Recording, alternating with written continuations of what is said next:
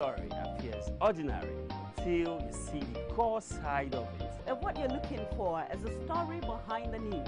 We bring it to you from Lagos, the commercial capital of Nigeria. Giving you all sides and political stories round the clock. Every detail from the start line to the final whistle. CoreTV News, expanding your view.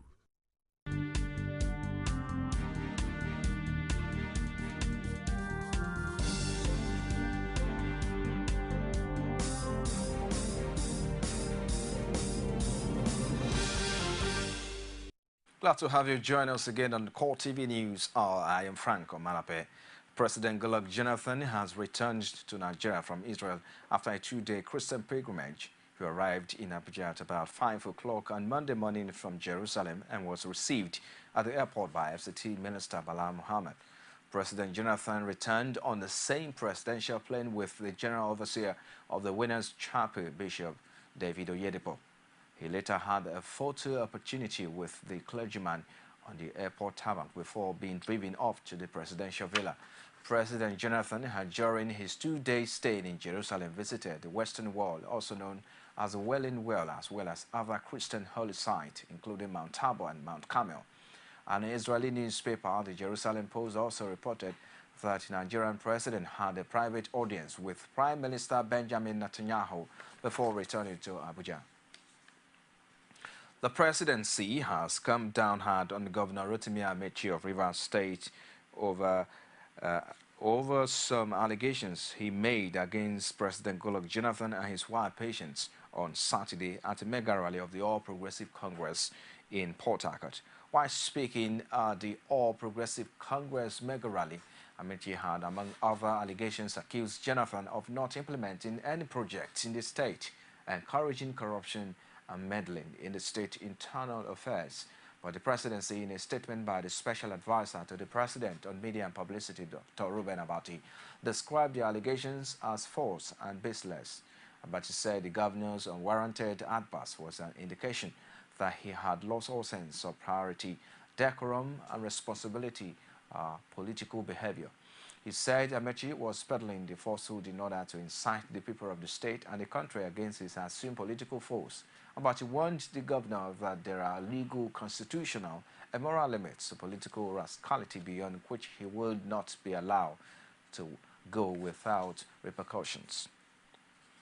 A former President Olusegun Obasanjo has said it is dangerous for any party or politician to toy with the idea of fielding either a Muslim or Christian ticket, given the current happenings in the polity.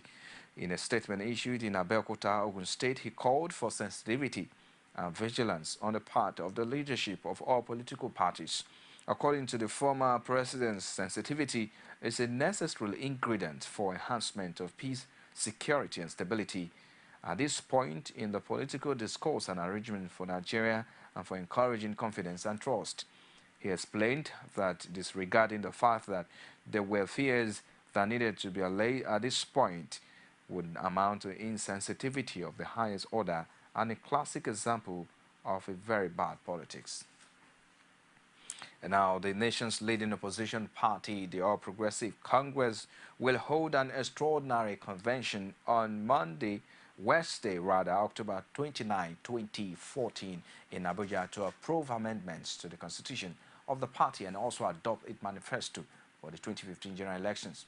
In a statement issued in Lagos by its National Publicity Secretary, Lai Mohammed, the party said the proposed amendment, when approved at the National Convention, will align the party's constitution better with the Electoral Act and also allow the APC to function more effectively. It also said the convention will adopt the 6-point manifesto that has been extracted from the one the party submitted to INEC earlier for the purpose of the 2015 general elections. Manifesto to be adopted at the extraordinary convention, according to the statement, is specifically for the 2015 general elections. Because of shifting priorities, we do not believe that a party manifesto should be one for all time, but a document that will adjust to the changing needs of the people. This is broad priority areas for the APC ahead of the 2015 general elections: national security, good governance, human capital development, economic development, land and natural resources, as well as foreign policy. A new poll conducted by NOI polls shows that President Goodluck Jonathan has the overall best rating among all possible presidential hopefuls in the run-up to 2015 elections. But the result that placed former head of state Muhammadu Buhari way down the ladder has generated a lot of controversies, with many questioning how the survey was conducted. This is against the backdrop that CoreTV News' Pius Samuel went in search of the people behind NOI polls. It looks like a cyber cafe, and these people could be mistaken for online job seekers. But this is not the case. The people here are collecting information and collating data based on the opinions of Nigerians across the country. This is where the data that put President Jonathan ahead of governors Raji Fashola and Rochas Okorocha, as well as Muhammadu Buhari and Atiku Abubakar, were collated. So, the question is, what were the modalities used in arriving at the results? To contest as a president in this country, there are two key factors that need to be considered. So, familiarity. Are you familiar? How well do the people know you? Do they know you? Secondly, what's your perception?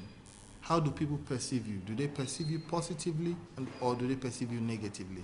Right, so this recent poll conducted, we cross-analyzed the familiarity and the net positive favorability. So we found that the president has a familiarity of 99% and a net favorability of 25. Plus 25. This was followed by Babatunde Raji Fashola, who had +8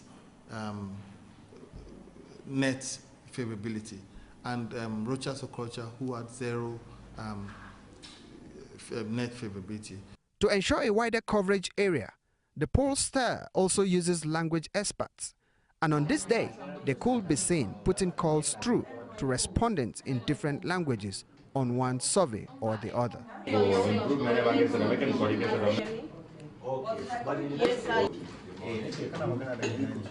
To some Nigerians, NOI polls is a political mouthpiece rather than a data-gathering outfit. They readily point to its links to coordinating Minister for the Economy, Ngozi Okonjo-Iweala. The polling outfit will, however, prefer attention placed on its methodology and how its survey can help policymakers formulate policies based on the people's perception. And our mission is to actively engage the public in using their opinions to support decision making. It's a platform where the voice of the ordinary man can be gotten and used to support decision making.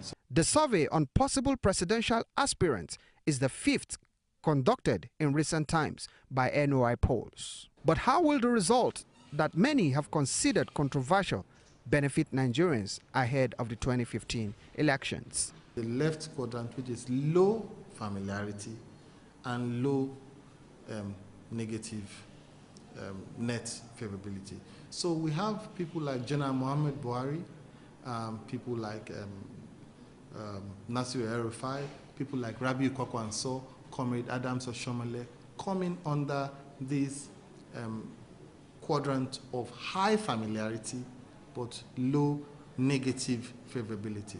And it's left for their campaign teams to look at this and say, what can we do out of this? How can we craft strategy? This survey by NOI polls involves the random sampling of 1,000 people across all 6 geopolitical zones, and is just one of many polls that have of late been conducted by individuals and groups.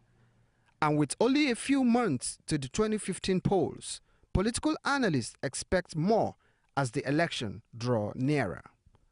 Pius Samuel, CoreTV News, Abuja. Speaker of the Lagos State House of Assembly, Adeyemi Kuforiji, says he will consolidate on the gains of the present administration if he becomes the last governor of the state in 2015.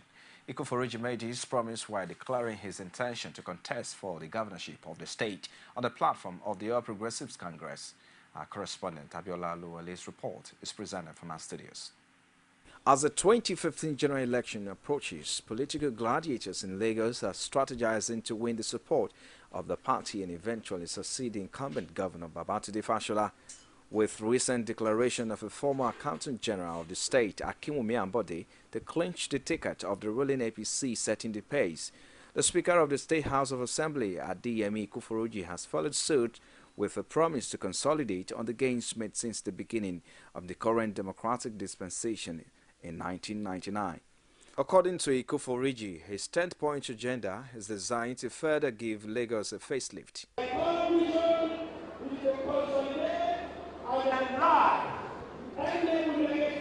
Of good governance, standing leadership, and of mass excellence, for which Lagos has come to be known. To ensure that the greatest good generated in and attracted globally to Lagos is shareable among all Lagosians. Earlier, wife of the Speaker, Mayowa Ikuforuji, called on APC faithfuls to support the aspiration of her husband. I am convinced that it's another change agent. APC representing to you, supporting, taking, getting there, and it will serve you. It's an experience you will never, ever regret. As aspirant to cross party lines just to succeed Fashola as governor, the electorate will ultimately decide who becomes the next houseman of the most popular state in Nigeria and its economic nerve center. As the 2015 general elections approaches and politicians change alliances, some members of the All Progressives Congress in Ibejuleke faction have defected to the People's Democratic Party. The formal defection ceremony held at the community primary school, Iberekodo Playground, right in front of the All Progressive Congress Secretariat, from where our correspondent Anita Fatuji reports. While receiving the decampees, a PDP stalwart in the area, Bode Oyebode, says the people of Lagos have resolved to change the government in the state for good. People of Lagos are resolved to change this government for good in Lagos. Hence, you are seeing the wind of change blowing from Ibejuleke, and it will blow like that out to Badagry. I'm very sure by February 15, PDP government will rule in Lagos State. This is the beginning of it. Oyebode says the PDP in Lagos is ready to produce the right candidate who will do better than what the present administration of Babatunde Fashola is doing as governor of Lagos State in 2015. The PDP will surely bring what we call qualitative and realistic changes into Lagos. Let me tell you, let us be frank with ourselves. Governor Fashola has tried. He has done his own bits. But we are going to improve on what Fashola has done. We need somebody that is quite intelligent. We need somebody that has vision. We need somebody that is cool-headed. We need somebody that has the interest of the state in mind. And I'm very sure that quality is in the PDP, leading PDP gubernatorial candidate. The people of Lagos are looking for Jimmy Agbade as the governor of the state. Some of the decampees, however, have this to say on what informed the decision to leave the APC. I received APC party as a party that imposed candidates on individual. Our mission to join this PDP, we find out that PDP is a party that we can call democracy. This is a party that will allow anybody to come out. When you come out, you can contest. If you are popular from your constituency, from your ward, you will eventually emerge. The hope of PDP is brighter. If you see what is going on now, talk of PDP about some years back, you will see it. But let me tell you, go to the APC where they call themselves, you can see there are a lot of crack within themselves. What does it call crack in politics? It is when there is a dictatorship. They don't want members to speak their friend, their mind. To this gathering, change is right only if Nigerians made the right choice. Anita Fatunji, CoreTV News, Lagos. You're watching CoreTV News Hour. We'll take a break shortly. We'll be back with more stories. Join us again. Glad to have you join us on another edition of The Political Arena, the most detailed and incisive political show. If you are a sitting governor and the opposition is able to stomach structure against you, that means you are wicked to the people.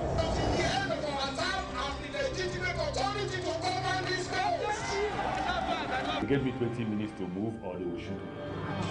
He has no chance for survival. If he likes himself, this is the best time to get out before he perishes. The PDP as a ruling party has failed. So anybody who thinks that government will fold his hands and allow miscreants to take over the streets of our own state and cause havoc is deceiving himself. The good, bad, ugly, and beautiful sides of the Nigerian political system. Join me every Sunday at 9:15 p.m. on CoreTV News.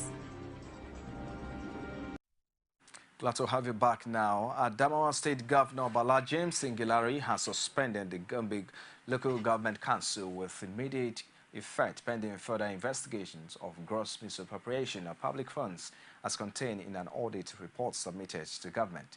The council has been directed to surrender all government properties and security documents in their possession. The suspension is contained in a statement signed by the Secretary to the State Government, Ibrahim Andrew Wele. The federal government has dragged the Nigerian bottling company NBC, bottlers of Coca-Cola, and its chief executive before the Federal High Court in Abuja for alleged breach of the Consumer Protection Council.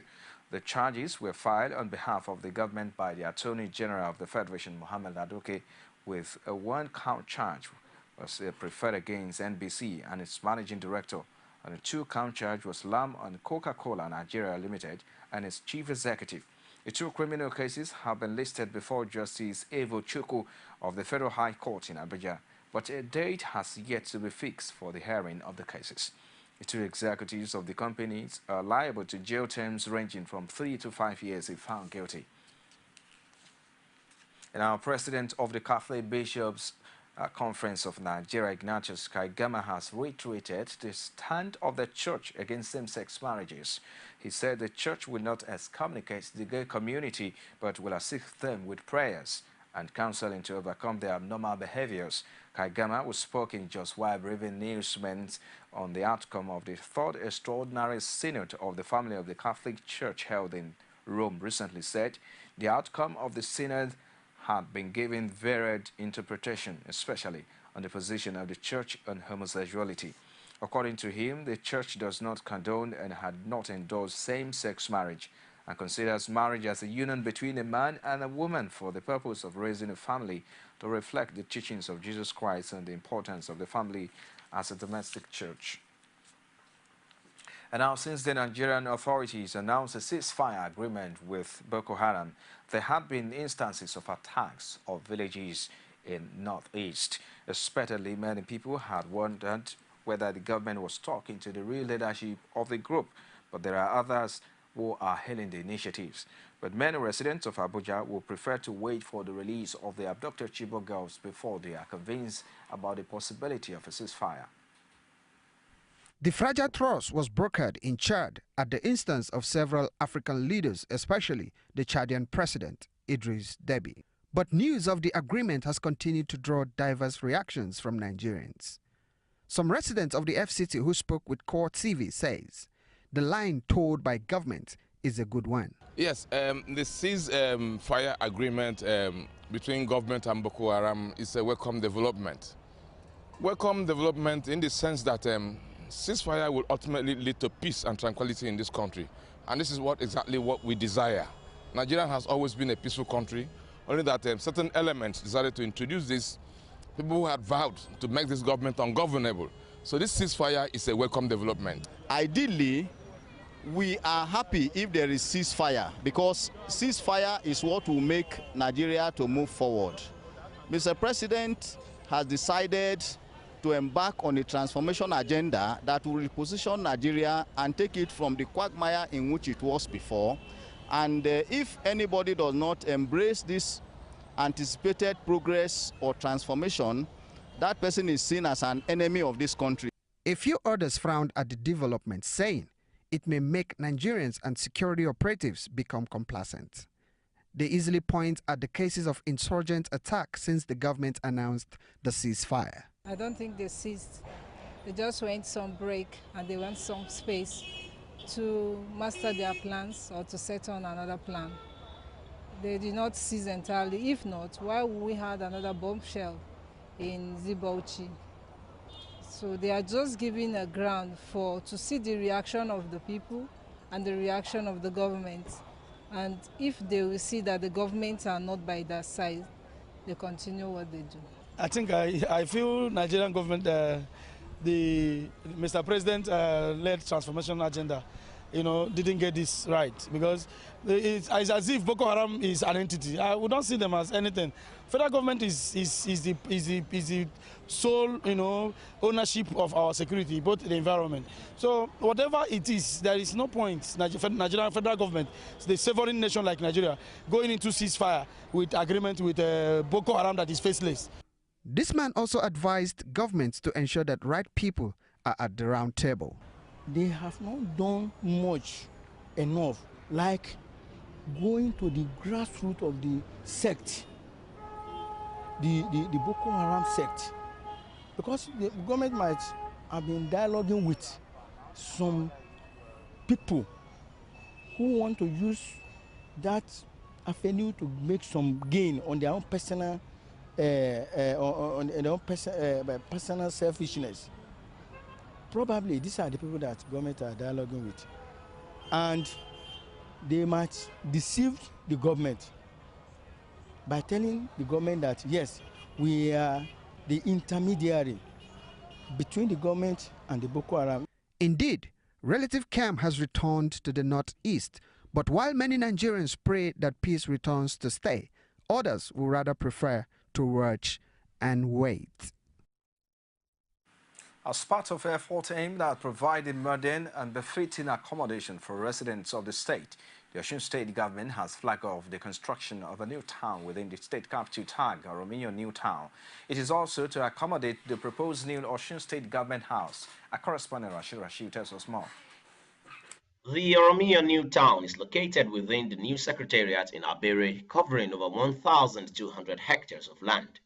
The new town straddles part of Osogbo and Ede. It is made up of 7 neighborhoods with over 3,000 residential plots. Flagging of the new town, Osun State Governor Aregbesola says the proposed new town is part of the 6-point integral action plan of his administration. In a similar vein, and in keeping with our 6-point integral action plan, the development of Romeo New Town is a continuation of the fulfillment of our promise to ensure and promote healthy living in a decent environment for our people.